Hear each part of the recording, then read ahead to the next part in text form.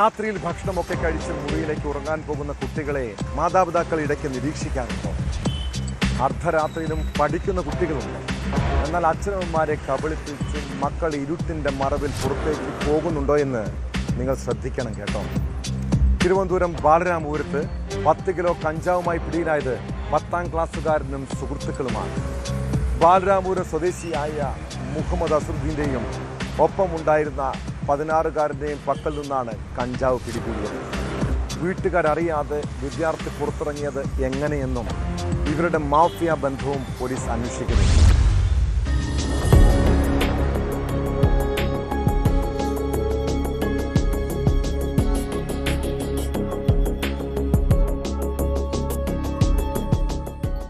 തിരുവനന്തപുരം ഈഞ്ചക്കലിൽ വെച്ച് പുലർച്ചെയാണ് ബൈക്കിൽ കടത്തുകയായിരുന്ന 10 കിലോ കഞ്ചാവ് പിടികൂടിയത്.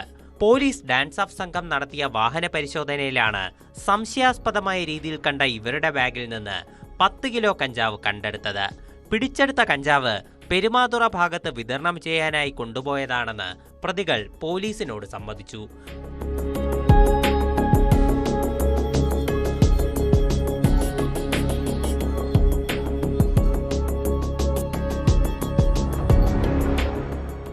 പ്രതികളെ വിശദമായ അന്വേഷണങ്ങൾക്കായി ഫോർട്ട് പോലീസിന് കൈമാറി. സംസ്ഥാനത്ത് തുടക്കമിട്ടിരിക്കുന്ന മയക്കുമരുന്ന് വിരുദ്ധ പരിശോധനകളുടെ ഭാഗമായാണ് സിറ്റി പോലീസ് കമ്മീഷണറുടെ നിർദ്ദേശപ്രകാരം നടത്തിയ റെയ്ഡിൽ കഞ്ചാവുമായി പ്രായപൂർത്തിയാകാത്ത വിദ്യാർത്ഥിയടക്കം 2 പേർ ഡാൻസ് ഓഫ് സംഘത്തിന്റെ വലയിലായത്.